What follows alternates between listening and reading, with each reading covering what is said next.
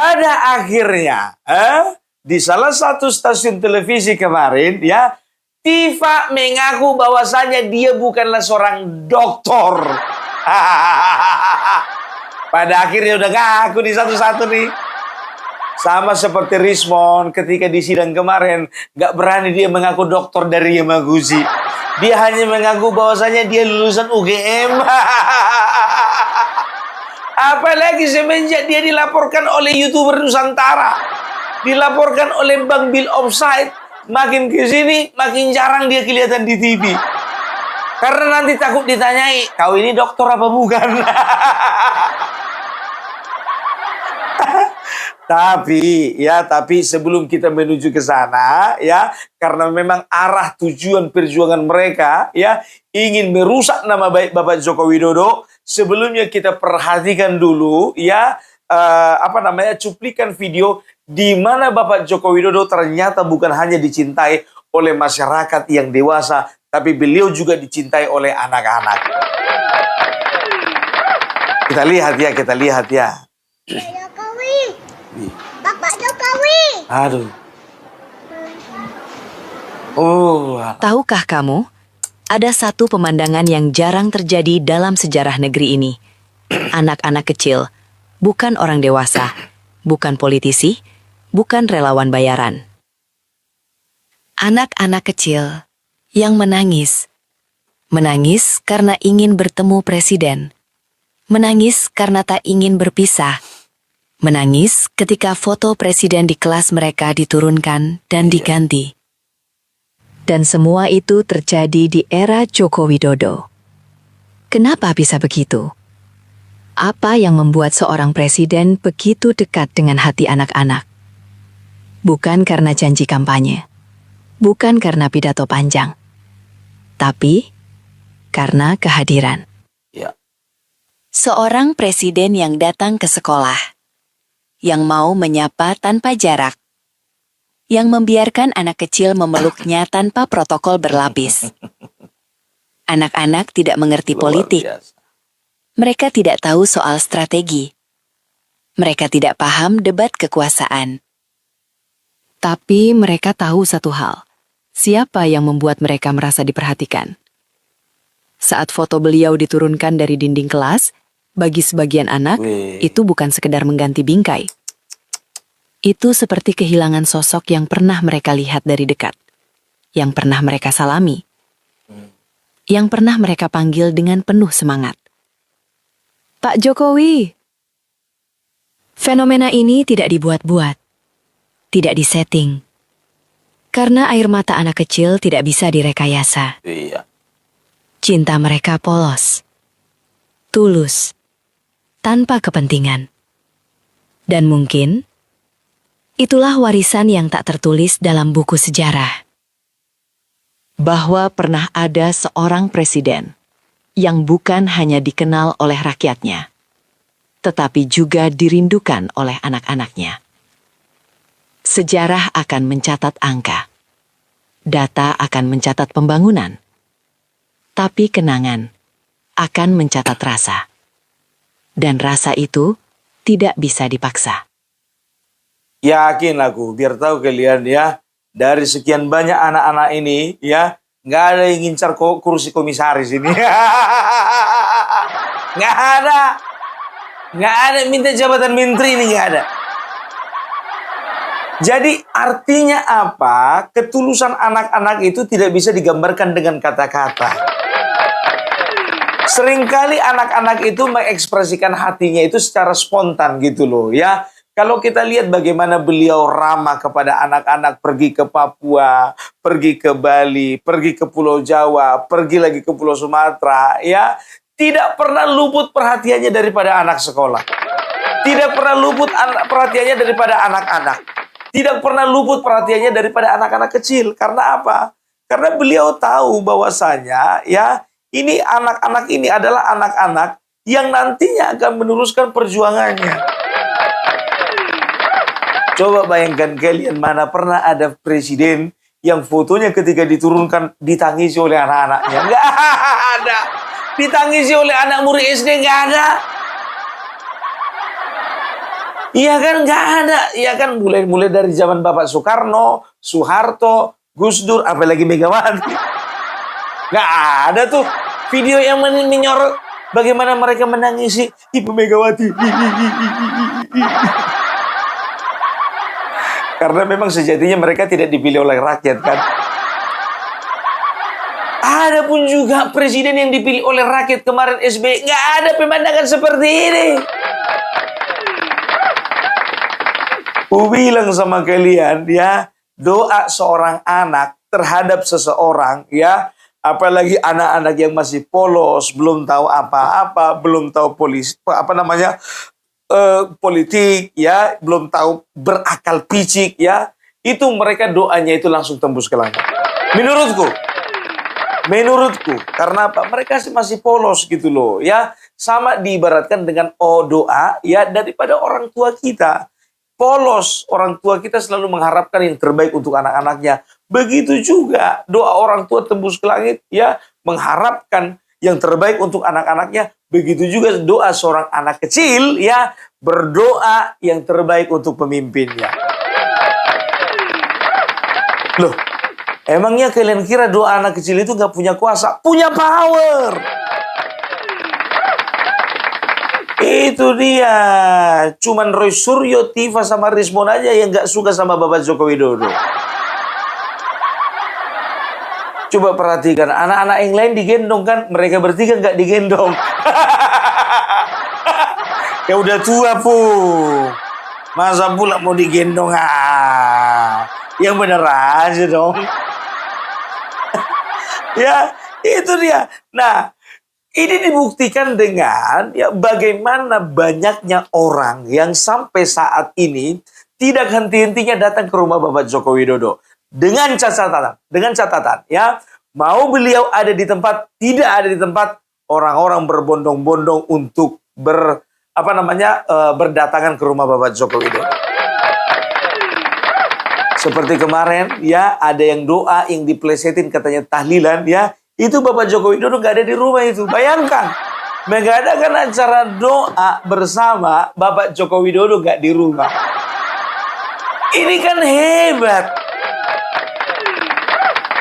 Orang biasanya ada dulu orangnya, baru mengadain acara. Ini orangnya nggak ada, tapi acara tetap diadakan.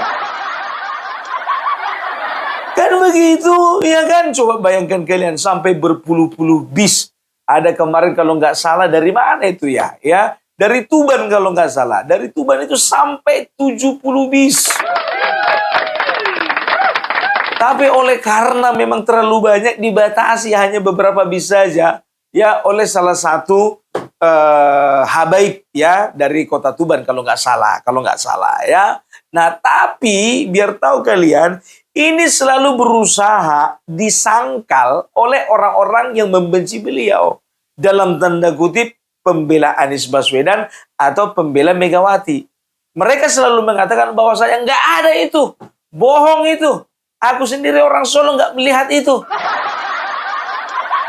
Ada salah satu pendukung Anies, kalau nggak salah dia itu caleg dari partai PKS kemarin. Yang pakai baret, yang sekarang lagi cari panggung. Kemarin nggak tahu tadi mana dia rimbanya, tiba-tiba aja nongol dia. Di mana Roy Suryo nongol, di mana Tifa nongol. Banyak kali kemudian cari panggung, masih lama pemilihan. Pemilihan masih lama. Dia mengatakan, katanya Bapak Joko Widodo tamunya ada 500 orang satu hari. Saya lihat nggak ada tuh. Setiap hari masih ada orang yang mencintai Bapak Jokowi itu mendatangi rumahnya itu bahkan hampir ataupun sebanyak 500 orang yang mendatangi mengunjungi Bapak Jokowi dan bilang seperti ini. Nah, disitulah bahwa masih banyak orang pendukung Pak Jokowi yang merasa masih mencintai, kan seperti itu. Padahal jujur saya yang dari Solo melihat bahwasanya saya tuh hal seperti itu saya lihat sepertinya kok nggak ada 500 orang. Nggak ada 500 orang kah?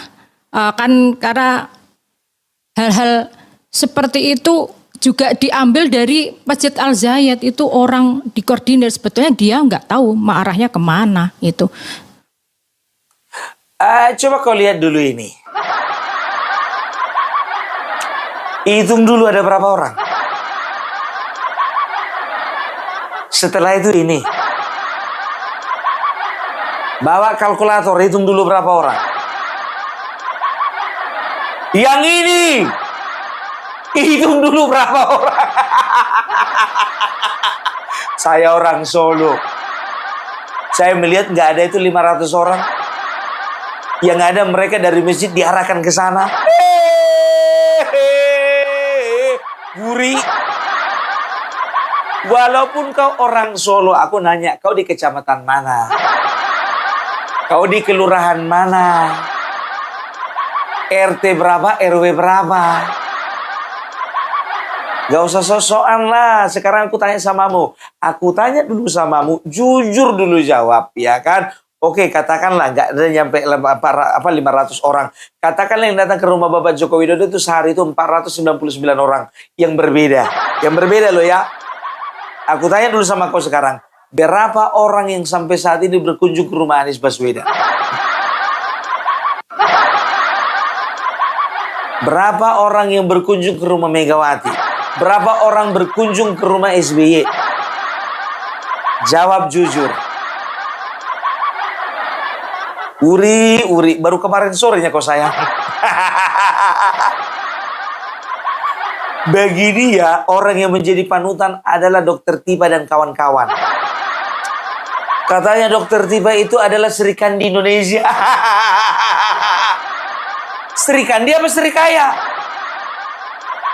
Enak aja, asal jangan Sri Mulat aja lo ya. Sri Mulat itu adalah kelompok pelawak terhormat yang pernah dimiliki bangsa ini. Ya, karena apa? Aku jujur aja, nggak suka aku diledek-ledekin. Mereka sering ledek-ledekin apa namanya kelompok Sri Mulat kan begitu kan? Bukan Sri Mulat, bukan Sri Kandi, kau Sri Kaya kau.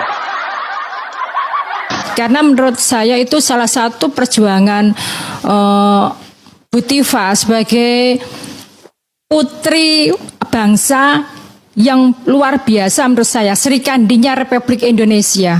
Jadi memang patut Bu Dr. Tifa ini merupakan amanah dari ilmu-ilmunya yang sudah dikeluarkan Bu Tifa ini harus dicerna, dan anak-anak generasi sekarang Gen Z itu harus bisa mencontoh. Anak lu aja. Anak Gen Z yang lain nggak usah.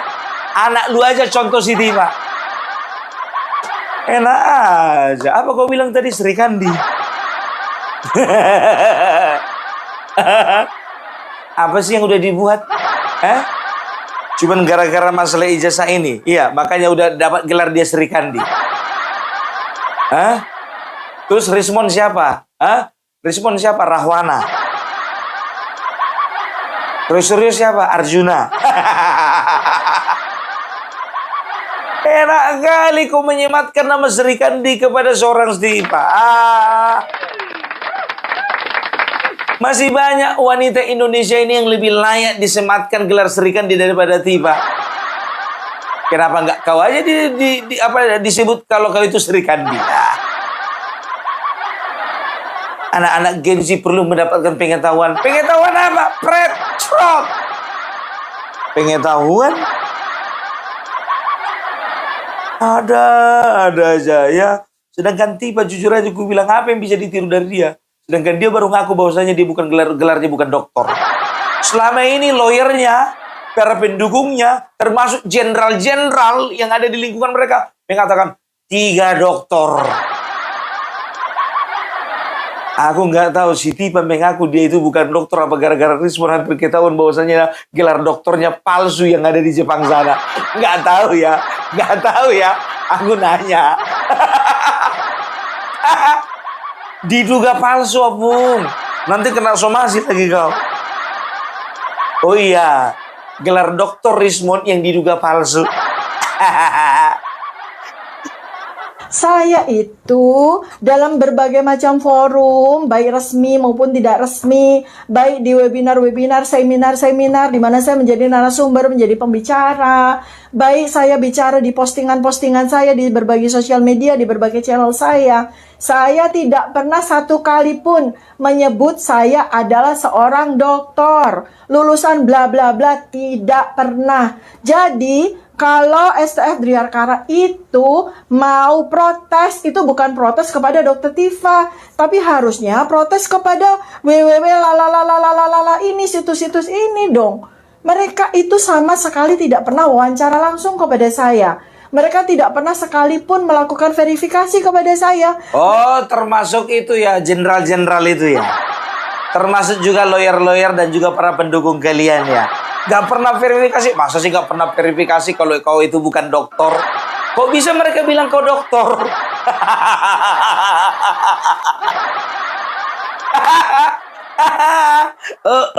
Kamu ketahuan. Jadi kayak aku nggak tahu ya, ini stasiun TV ya atau di podcast ya. Yang penting pengakuannya dia bukan seorang dokter.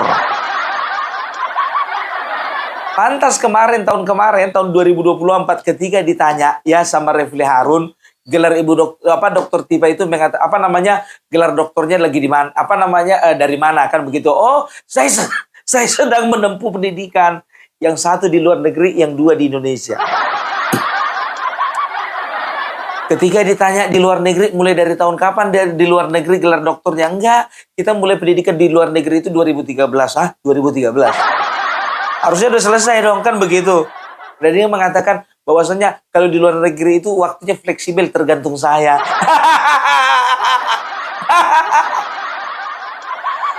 Aduh, aku masih ingat itu wawancara sama Refli Harun. Makanya ketika dia ya didebat sama siapa namanya itu, sama si Andi Aswan ya, dia kelabakan menjawab bahwasanya dia itu bukan seorang dokter. Tifa kepanasan saat gelar doktornya dipertanyakan Andi Azwan. Pertanyaan saya begini, tadi dokter Tifa itu mengatakan dapat gelar doktor dari UI ya? Betul ya? Kandidat dokter saya. Dokter. Tahun berapa ya? Lihat dong di Google. Saya melihat di Dikti, tahun 2013-2014, Anda itu Saya ke Norwegia waktu itu, Mas. mengundurkan diri. Saya ke Norwegia waktu itu. Yang ada masalah. Mengundurkan diri. Anda itu bukan dokter, saya kandidat, Mas. Mengundurkan diri 2023, mengundurkan diri. Gak tahu tadi 2023 atau 2013. Mengundurkan diri ya dari program doktoral yang ada di UI. Kenapa, Mbak? Nggak sanggup. Saya waktu itu ke Norwegia, Mas. Mau ke Norwegia, mau ke planet Mars, mau ke planet Pluto, ya kan? Tapi ya masyarakat ternyata tertipu, apalagi para pendukung kalian itu. Ternyata kau bukan dokter. Dokter. Ya, walaupun kau sudah ngaku-ngaku bahwasanya ya saya ini ya adalah pakar daripada segala pakar. Saya ini oracle, Mas. Saya ini oracle sama seperti Socrates, Plato, Galileo. Saya ini gak perlu jurnal karena mereka ini menuangkan setiap ilmunya di dalam buku. Itu saya. Tahapan saya sudah di situ, Pak. Aku jamin sama kalian ya, bahwasanya seorang Tifa kalau menurutku ya standarnya itu jauh dari ya orang-orang yang disejajarkan dengan Socrates. Jauh. Siapa dia? Ini buktinya. Gibran itu impeachable, layak dimakzulkan. Socrates nggak pernah bilang begitu. Gibran itu impeachable, layak dimakzulkan. Socrates tidak pernah terlibat di dalam sebuah pemakzulan. Nggak pernah. Begitu juga Plato. Nggak pernah. Begitu juga Galileo Galilei. Mereka terlalu sibuk mendalami ilmu mereka. Mereka terlalu sibuk ya berpikir bagaimana memajukan peradaban dunia. Sedangkan Tifa